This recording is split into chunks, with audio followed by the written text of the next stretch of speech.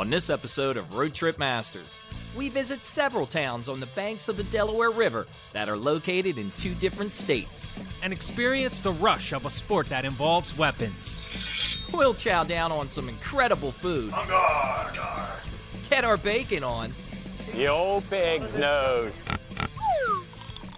And get up close and personal with some exotic cars. Oh, yeah. I mean, I can say one term, it's sexy. So sit back, relax, and let us do the driving right here on Road Trip Masters. I'm Nick Kessler. And I'm Brian Fulmer. We're teachers that have a passion for travel. Cruising the highways and byways in our 1968 drop-top caddy. We discover the places and people that make this nation great. We are Road Trip Masters. This week, we decided to take a scenic drive along the Delaware River and explore the popular river towns of New Hope, Frenchtown, Lambertville, and Milford. These places are located in 2 different states and only minutes apart from one another. Our first stop is Frenchtown, New Jersey. This town holds a special place in our hearts because it's where Road Trip Masters all began, with the purchase of our beloved 68 Caddy in the parking lot of the Frenchtown Inn.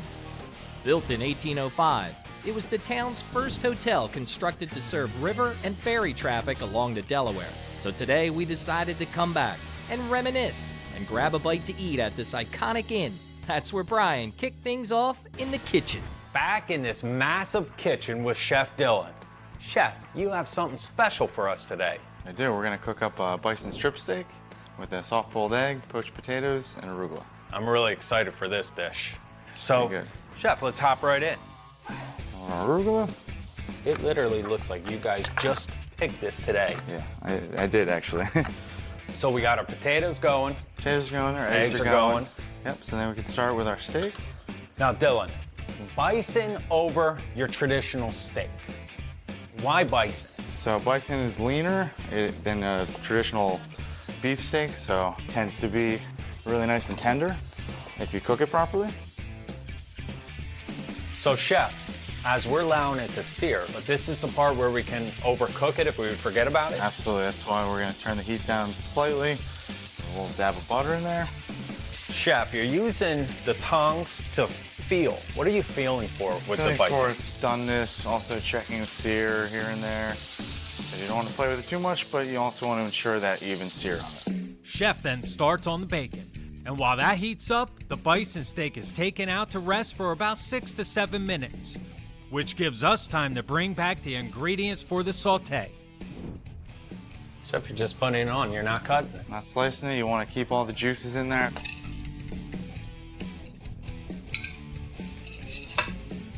Really smell that bacon, Chef. Yeah, it smells good, right? Chef, a true masterpiece. I can't wait to show Nick what we're having for dinner tonight. Thank you. Thank you. So it was off to the dining room, where we found ourselves surrounded with works of art painted by local artist Alexander Volkov. Absolutely stunning. All right, buddy, what do we got? Bison. Oh yeah? Bison steak? Special treat. Steak's done perfectly. Nice job, I gotta hand it to you. Cheers. Cheers, my friend. So it's across the Delaware and to our next stop, New Hope, Pennsylvania. This quaint town is just 8 miles north of where General George Washington made his famous crossing over the Delaware. And since our land yacht already reenacted this historical event, it was time to get to our next destination, the Wedgwood Bed and Breakfast, a nationally acclaimed B&B, where I caught up with owners Carl and Deanie. Now, when you check in here to the Wedgwood, how many rooms do you have? Well, we have lodging in 2 houses, and we have, between the 2 houses, we have 18 rooms. Is everyone following a theme? Is everyone different? What can a guest expect? So every room is decorated individually, and is decorated with antiques and fresh flowers. They've been hand-painted by a local artist. Now I look around and I see that beautiful dining room, nice and bright, inviting. What would we get if we stayed here? We always serve either a quiche or a baked egg dish every day. And then we have croissants, bagels, homemade muffins, breads. Scrapple? No. No Pennsylvania scrapple. So everywhere we've been going this season, we've been hearing a lot about the Underground Railroad. And here we are at the Wedgwood, and it also has an important role in the Underground Railroad. That's right. The house ended here, and there was a wraparound porch where we're standing, which covered the entrance to the Underground Railroad. So we're literally on top of it. Well, I say we go down there and let's check it out. What do you think? Let's go. Carl, lead the way. Okay. All right. Follow me. I got my special light here. Here we go.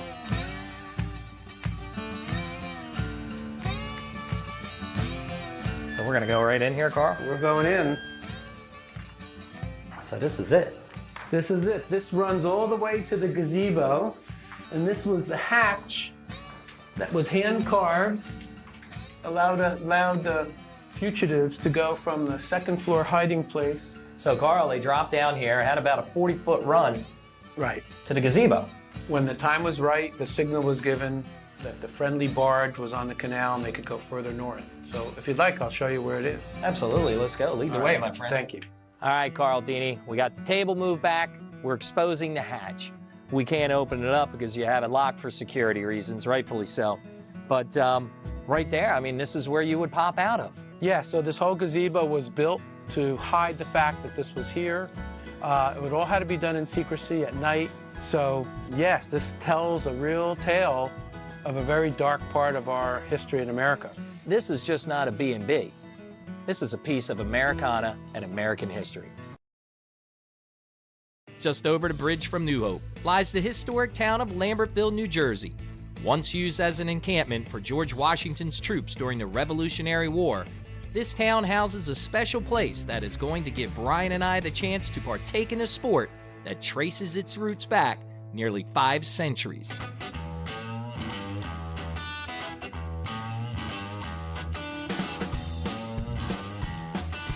All right, Brian, here we are. BCAF, Bucks County Academy of Fencing. So what are we going to experience today, Mark? What can Brian and I expect? We're beginners, we're novices.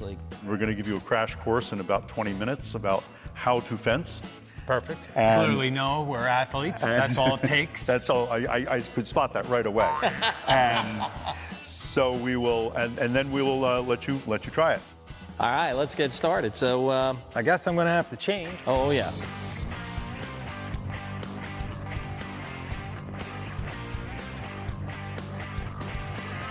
You need the smaller one. Everything shifted. So I get the small one. This is smaller. I thought that I'm a little out of practice suiting people up. I think Small head. Yeah, he has Let's a try small this. head. I got a we pumpkin can, head. yeah, smaller than that. First time I ever had one of these on. I'm excited about this.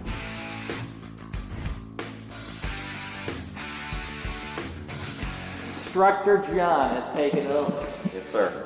What do we need to do to square off against each other, to duel? Right. What so, moves? What I'm going to teach you guys is I'm going to teach you how to move. I'm going to teach you how to make attacks. I'm going to teach you how to do some defensive actions. Once you've got that, we'll square you guys up and we'll have you guys do an official bout versus each other and we'll see how it goes. I like it. I feel like a lead sled. Yeah, you got to feel a little light, right? You got to move. Yeah, you Almost gotta- like you have a bounce to you. Yes, yeah, there's a little bit of a bounce, there's a little bit of that light movement going on. And go.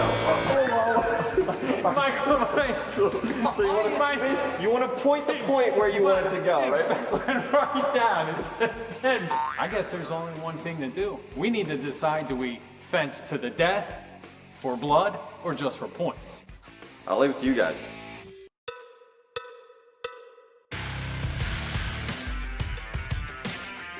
On guard. Ready. Fence.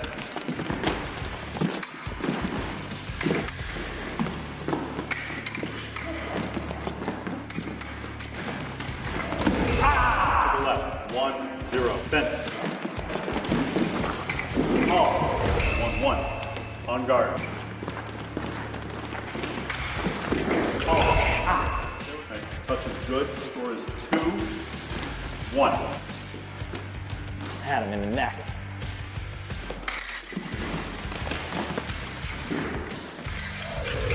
And switch sides. So the score is Brian 3-1. Fence. Oh, an attack from this side arrives. touch. Score is 4-1. Touch, foul, 5-1. I got smoked. Oh, I'm excited. Scored the first touchdown and then I lost. I got exhausted. Whew. Brian, what a workout. I can't believe it. My heart is still trying to calm down. I'm still sweating. We need to get back in the caddy, get that top down, and get some air rushing over us. Mark, thank you so much. We had a blast. Nick, glad to have you both. Thank you. Located just a country mile away from Lambertville is the town of Milford, New Jersey, where we came across a unique auto repair shop called Exotic Cars USA, where Lambos, Ferraris, and other sports cars come to get, shall I say, the spa treatment. Man, beautiful place. Hey, how you doing? Nick Kessler, you Morning. the owner? Yes, hi, I'm Will. How are you? Well, nice to meet you. Man, I was Yeah, driving great. down the road in the Cadillac, saw all these cars, Porsches, Ferraris, Lambos. What do you got going on here?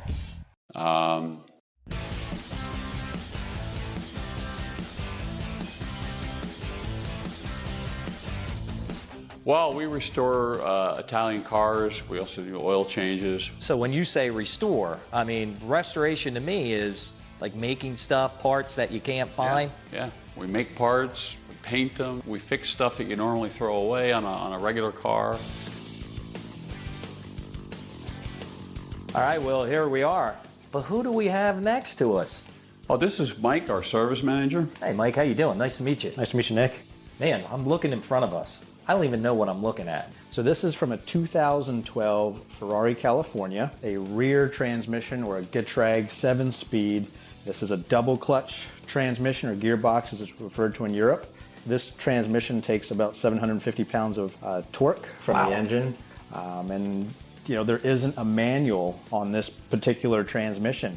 So we designed our own sort of processes and tools for taking it all apart, writing a manual and, you know, getting it all back together. Now I'm looking at this. That is not Italian. That beckons Americana right there. What is that engine block? So this is a 351 Cleveland out of early 70s Di Tommaso Pantera. Wait a minute. What's an American block doing in an Italian car? It's a lightweight sports car. It puts out a lot of power for, you know, For not that much money. yeah. Ah. You know, I'm looking around here. I can stay in here all day, but I see some exotic beauties right behind us. Is it possible that we can check some of those out? Absolutely. Let's do it. All right, let's go.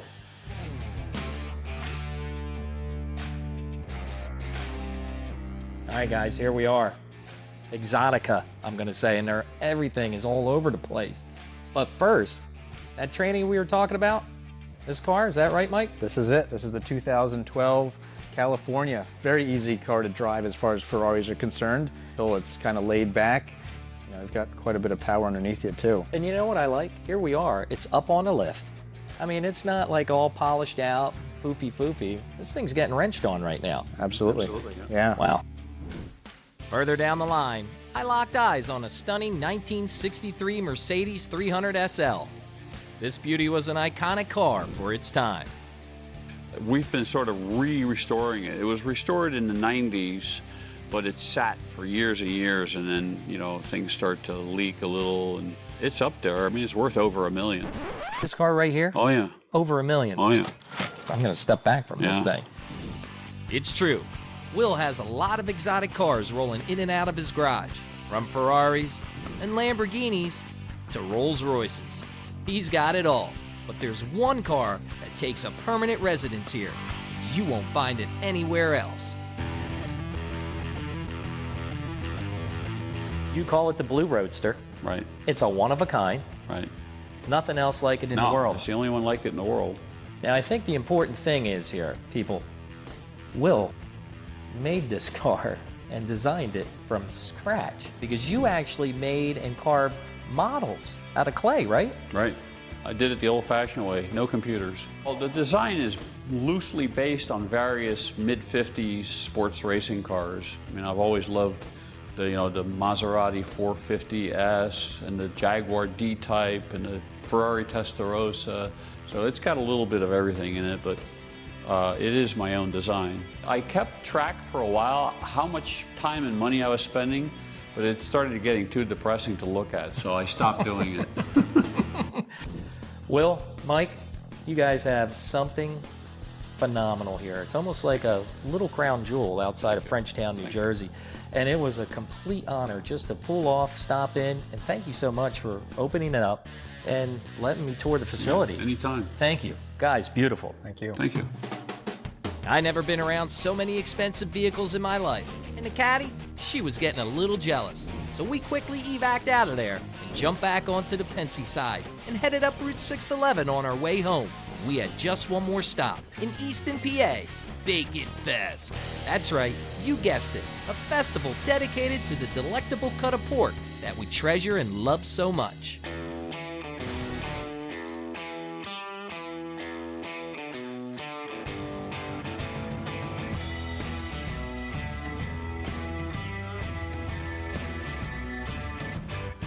All right, Brian, first stop along the way at PA Bacon Fest, 3rd and Ferry with Mike. Welcome to Easton.